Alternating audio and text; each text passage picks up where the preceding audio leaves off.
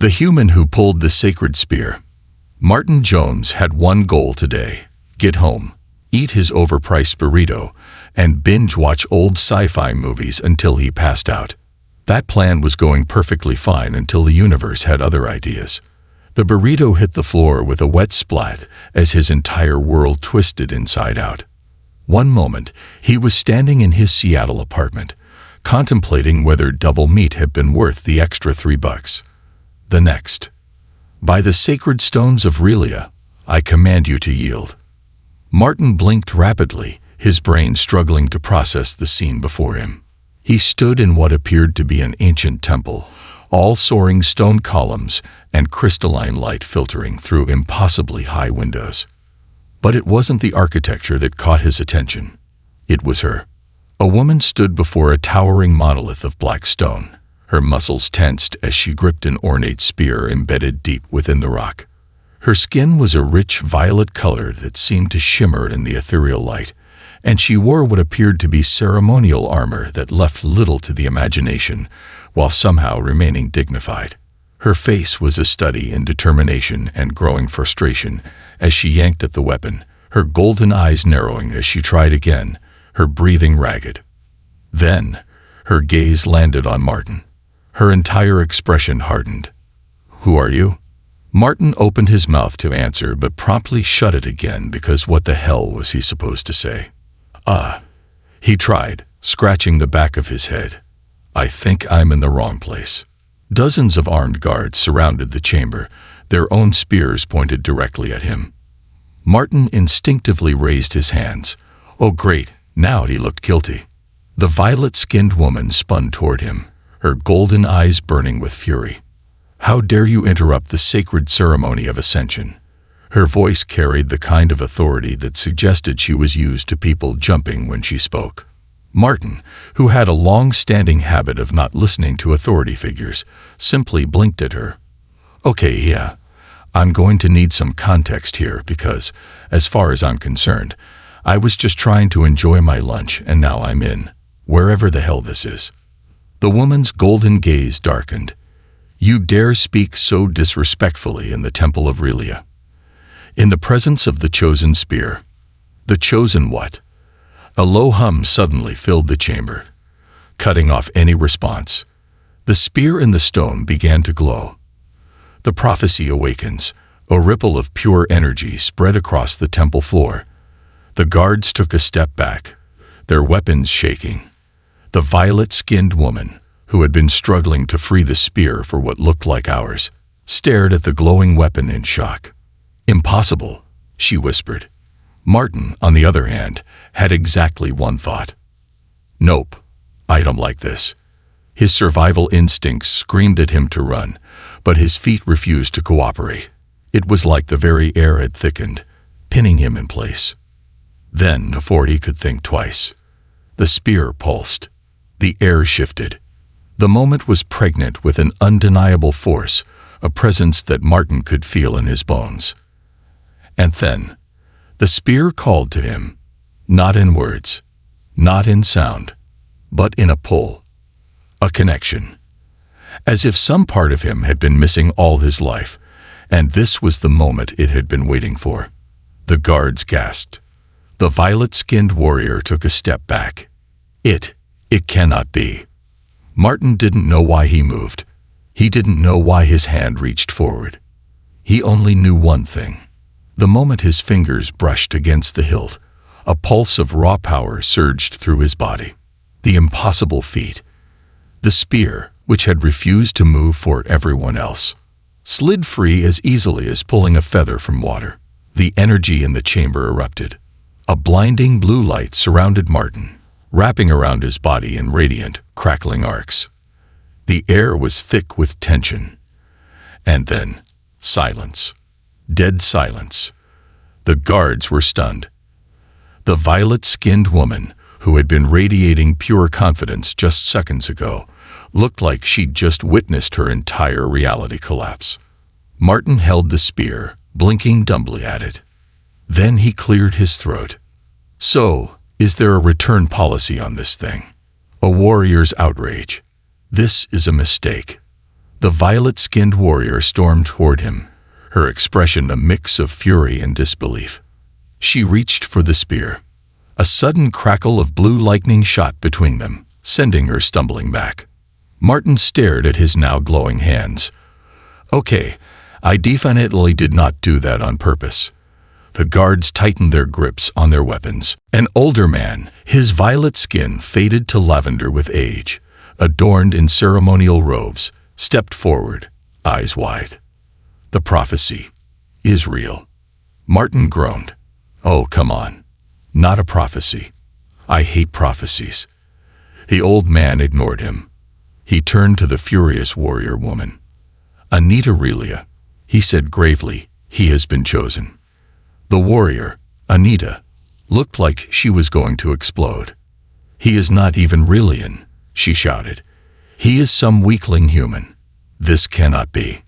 Martin raised a hand. "Okay, so while I appreciate the insults, can someone please tell me why this thing is glowing like a nuclear Christmas tree?" The elder ignored him again. "The prophecy foretold of this day," he said, voice echoing through the chamber. "The one who pulls the sacred spear of Relia shall lead our people and take the first warrior as their mate." Martin's brain froze. "What?" Anita's golden eyes went wide. "What?" The elder nodded solemnly. "The sacred laws are absolute. The one chosen by the spear must be bound in union to the first warrior." Martin blinked rapidly. "So, just to clarify." He pointed to himself. "Me?" Then, to Anita. "Marry her." Anita's jaw clenched. "I will not." "Great. Fantastic. I also vote against it." Martin agreed immediately, nodding so hard his head nearly fell off. The elder, apparently not caring at all, simply sighed. To refuse the bond is to dishonor the spear. Martin didn't like where this was going. Anita growled. "And what does that mean?" The elder didn't even blink. "It means death." Martin's stomach dropped. "Okay," he said, forcing a smile. "So just to be clear, refuse, and you both die." Martin's smile widened. "Oh yeah, that's totally fair." Bound by the sacred laws, Martin Jones had experienced many weird things in life. Like that one time he accidentally signed up for a cult newsletter and got invited to a self-improvement retreat that turned out to be a pyramid scheme. Or the time he bought a cheap VR headset off the internet, only to find out it was loaded with malware that almost stole his bank account. But none of that, absolutely none of it, compared to waking up in an alien temple, accidentally pulling an ancient spear from a sacred stone, and then being told he had to marry an alien warrior princess or die.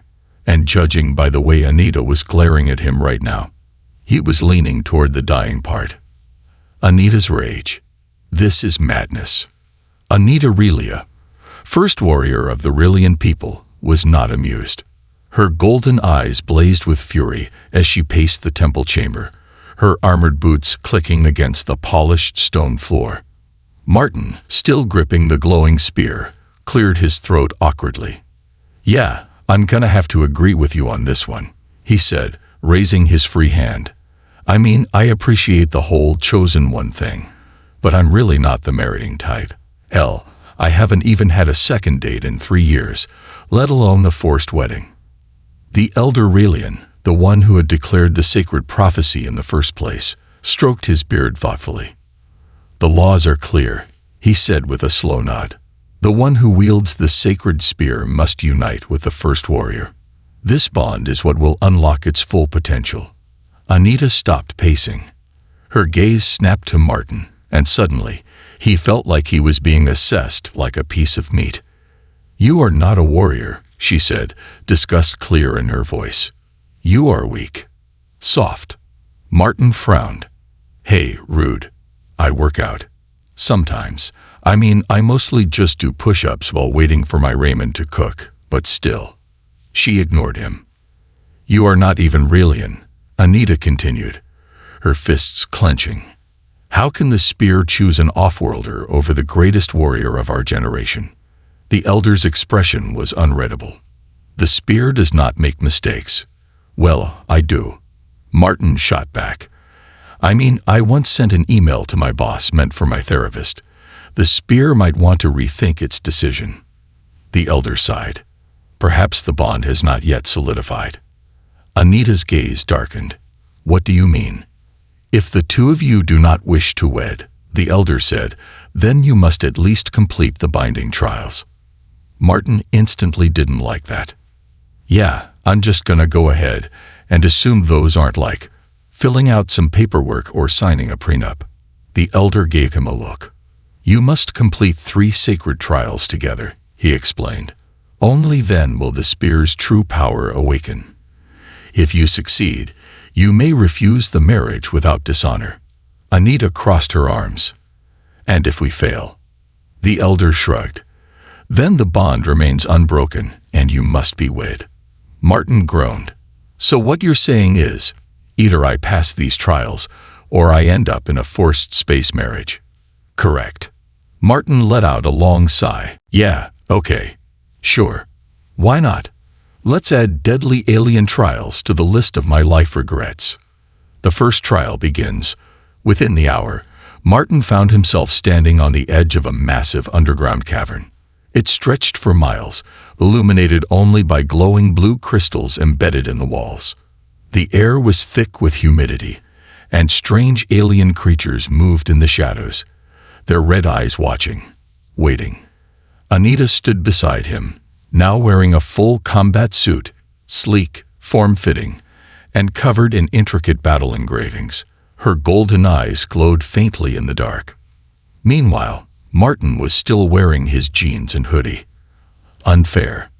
The first trial is the right of beasts, Anita said, not looking at him. We must slay the guardian of the caverns together. Martin squinted into the shadows. What kind of guardian are we talking about? Like a guard dog? A big lizard? A slightly aggressive space goat? Anita ignored him.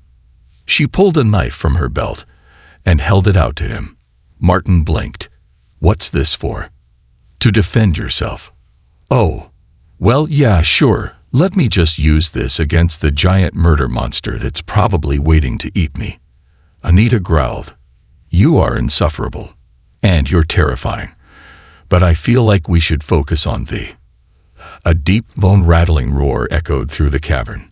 Martin froze. Anita's grip tightened on her spear.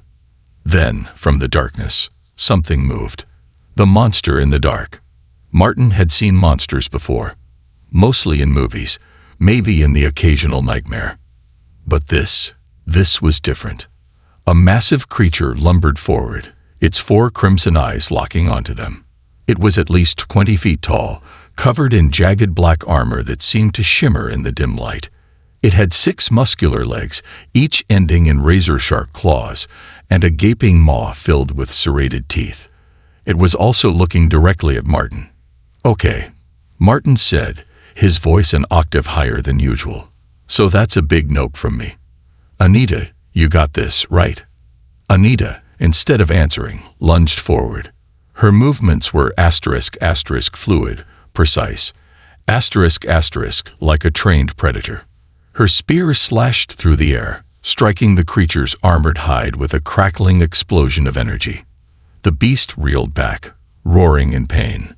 Martin, meanwhile, was already running in the opposite direction. Martin, Anita shouted. Yeah, I know. Honor and glory. But I'd really prefer not to be eaten today. The beast swung one of its massive claws at Anita, but she dodged effortlessly, her body twisting midair. Martin, still clutching his tiny knife, realized something very important. He was useless. He had no combat experience, no training, nothing. But he did have the spear. And when he looked down at it, he realized. It was glowing, pulsing even, like it was responding to him. Martin gulped. Then, before he could talk himself out of it, he turned, lifted the spear, and charged straight at the monster. The awakening of the spear. Martin had made a lot of bad decisions in his life. Like the time he thought it would be a good idea to challenge his gym-obsessed coworker to an arm wrestling match, or the time he ate expired sushi and spent the next 48 hours contemplating his existence on his bathroom floor. But this, charging straight at a 20-foot alien murder beast, this was officially his dumbest decision yet. And yet, his body kept moving. The spear pulsed in his hands, a strange warmth spreading up his arms, filling his entire body. His heartbeat synchronized with the glowing energy crackling through the weapon. It was like the spear was guiding him, like it had been waiting for him all along. The battle begins. Anita saw him charging, and her golden eyes widened in pure disbelief. "What are you doing?" she shouted, still dodging the monster's deadly claws with effortless grace. "Having a panic attack, but making it look cool," Martin yelled back. The massive beast roared, its red eyes locking onto Martin as if noticing him for the first time. And then it lunged. Everything slowed down. Martin could see the way the creature's massive, clawed limb arced through the air, its sheer size capable of crushing him like an insect. But instead of running, Martin reacted. No, not Martin. The spear. His body moved on instinct, the spear spinning in his grip like it had a mind of its own. He ducked low, twisting just as the massive claw slammed into the ground beside him, sending cracks through the cavern floor. An electric surge shot up his arm. The spear hummed, and then Martin struck. He didn't know what he was doing. He didn't know how he knew where to aim. But the moment the tip of the spear met the creature's thick, armored hide, the energy erupted. A blinding shockwave of blue light exploded outward, sending the monster staggering backward, roaring in pain. Silence fell. Even Anita had stopped moving, her golden eyes wide in shock. Martin, panting, looked down at the spear in his hands. The glow was brighter now, the energy more alive. Like the spear was changing. Like he was changing. What? Martin gasped. The actual hell just happened. Anita's realization. Anita recovered first. She took a slow step forward, still gripping her own weapon, but her gaze was fixed entirely on him. "That wasn't you," she said, voice low and calculating. Martin blinked. "Well, I mean, it kinda felt like me. I was the one holding the—" "No," she cut him off, stepping even closer. She raised a hand, as if to touch the spear, but hesitated. "The spear, it reacted to you," she said, narrowing her eyes. "Not like a weapon, like an extension of your body." Martin shifted uncomfortably. "Well, yeah, I mean, we did just go through the whole mystical energy bond thing, so I guess." "That's not how it works," Anita snapped. Her voice was sharp, demanding. Martin had seen a lot of expressions on her face so far. Anger, frustration, a deep, burning hatred for his very existence. But now, for the first time, he saw something else. Uncertainty. "You shouldn't be able to do that," she muttered, staring at the spear as if it held the answers. "Not without training. Not without." She stopped herself. Then, with visible effort, she shook her head and turned back to the monster. "This fight isn't over." Right. The 20-foot murder beast. Martin almost forgot about that. The final strike. The creature had recovered. It let out a guttural snarl, shaking its massive body like a wounded predator ready for one final attack. Its red eyes burned with fury, its 6 muscular legs tensed to lunge. And this time, it was coming straight for Martin. "Oh, that's not good," Martin muttered. Anita was already moving. "Martin, get out of the way." But Martin didn't move. The spear wouldn't let him. As the monster charged forward, Martin felt it again, that pull. Like something deep inside him was awakening. Like the spear was telling him what to do. He gripped the weapon tighter. His entire body surged forward. 1 step. Then 2. Then he leaped. Martin had never been a particularly athletic guy. But in that moment, it was like gravity had stopped mattering. He soared higher than he should have, flipping over the creature in a move that would have made Olympic gymnasts jealous. And as he came down, he drove the spear straight into the creature's skull. The world exploded. The aftermath. When the light faded, Martin was still standing. The monster was not. Its massive body slumped to the cavern floor, its crimson eyes fading to black. The entire chamber shook as it collapsed. Silence. Then, Anita exhaled. "You killed it," she murmured, more to herself than to him. Martin, still catching his breath, planted the spear against the ground to keep himself upright. Yeah, that just happened. He looked down at the spear. Its glow was different now. Brighter, stronger. Like it had just unlocked another piece of itself. Like he had unlocked another piece of himself. Anita stepped forward. And this time, when she looked at him, she didn't look at him like he was a useless human. She didn't look at him like he was a burden.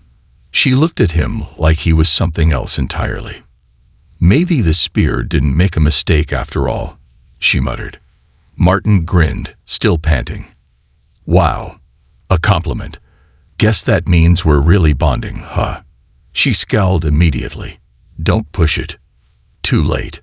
She turned, rolling her eyes. "Come on. The next trial awaits." Martin let out a long, exhausted groan. "Fantastic. I can't wait to almost die again." And with that, they stepped forward, deeper into the trials that would determine both their fate and the fate of the spear. The trial of shadows. Martin was beginning to think that maybe, just maybe, he had made a huge mistake. It wasn't the first time.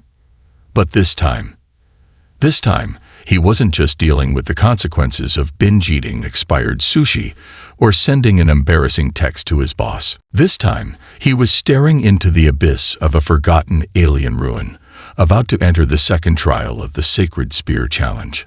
A trial that had killed warriors far stronger than him. And unlike the murder monster from before, he couldn't stab his way out of this one. A door to the past. The passage leading into the second trial was vastly different from the first. Instead of a cavern filled with bioluminescent crystals and hulking death beasts, the corridor ahead was silent. Ancient. It was a massive hallway, carved from smooth obsidian stone, stretching endlessly into the dark. The walls were etched with strange alien symbols, pulsing faintly like whispers of forgotten history. At the end of the corridor stood a single doorway, framed by towering stone pillars. But the doorway didn't lead anywhere. At least, not physically. Instead of a normal entrance, the space within the doorway was filled with shifting black mist, a swirling void that seemed to bend reality itself. Even looking at it made Martin's stomach turn. "Okay, so," Martin said, gripping the spear a little tighter. "This is definitely cursed, right? I mean, I don't know how alien religion works, but that." He gestured at the void. "That is some serious haunted house nonsense." Anita stood beside him, her golden eyes locked on the ancient symbols along the walls. "This is the trial of shadows," she murmured. "The trial of the mind." Martin turned to her. "Trial of the mind." He gestured wildly at the swirling black void. "That sounds an awful lot like trial of getting your soul sucked into the shadow realm." Anita sighed, clearly regretting all of her life choices that had led her to dealing with him. She reached out, running her fingers across one of the glowing symbols on the wall. The moment she touched it, her expression darkened. "This place," she hesitated, her voice quieter now. "It's ancient, even older than the Rillians. The texts say it was built by the first Watchers, those who shaped the spear itself." Martin's brows shot up. "The Watchers?" Anita nodded. "They were said to be the first beings to wield cosmic energy, long before any of our civilizations existed. Their knowledge, their power." She trailed off, staring at the shifting void in the doorway. Martin followed her gaze. "So what exactly are we supposed to do here?" "Just walk in." Anita hesitated. "No one truly knows what lies beyond that veil," she admitted. The trial is unique to each warrior. It forces you to face your greatest weakness, your greatest fear. Martin swallowed hard. Yeah, okay. That's horrifying. Just straight up nightmare fuel. Love it. Love that for us. He turned toward Anita. Has anyone ever, died in there? Anita didn't answer immediately. Her silence said everything. Martin closed his eyes. Fantastic. Into the void. Without another word, Anita stepped forward. She didn't hesitate. Didn't look back. She simply walked straight into the swirling void and disappeared. Martin blinked. Okay, yeah, that's a hard no from me. Then the void pulled him in. Before he could even scream, darkness swallowed him whole. The nightmare begins. When Martin opened his eyes, he wasn't in the temple anymore. He wasn't in the ruins. He wasn't anywhere. He was floating, suspended in a vast, empty void of nothingness. It wasn't just dark. It was absence. He couldn't feel his body. Couldn't move. Couldn't breathe. Panic surged through him, but before he could react, a voice whispered through the void. Martin Jones, you do not belong here. Martin's heart slammed against his ribs. The voice was deep, layered, like 1,000 voices speaking at once. And then, he wasn't alone. Figures emerged from the shadows. But they weren't just any figures. They were him. Countless versions of himself stepped forward from the darkness, each one slightly different, some older, some younger, some wearing tattered clothes, some covered in battle scars. And every single one of them stared at him with hollow, empty eyes. Okay, Martin whispered. This is officially the worst acid trip ever. One of the figures, an older, battle-worn version of himself, stepped forward. You are not worthy of the spear, the doppelganger said, voice hollow. Martin frowned. Okay, rude. But I feel like we've already established that I'm not exactly the chosen one. You are a fraud. The older Martin interrupted. The others nodded. A mistake.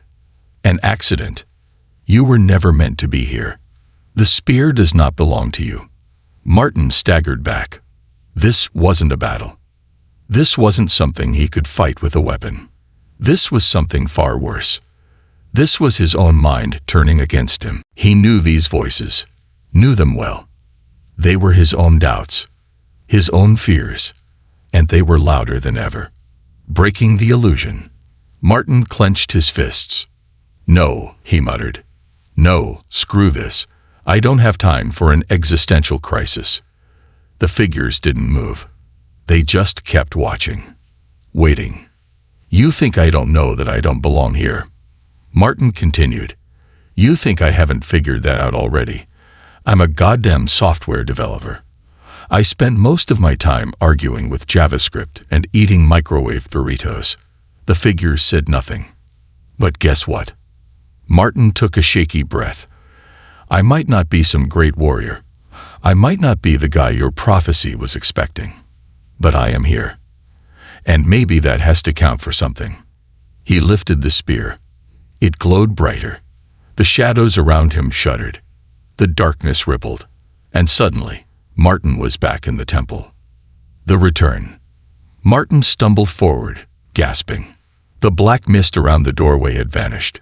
And standing beside him, looking equally shaken, was Anita. For a long moment, neither of them spoke. Then, Anita did something completely unexpected. She reached out and took his hand. Martin froze. Her grip was strong, steady. You made it, she murmured. Yeah, Martin whispered. Guess I did. They stood there for a long moment. Neither one let go. And though neither of them realized it yet, the spear had stopped glowing blue. It was glowing gold.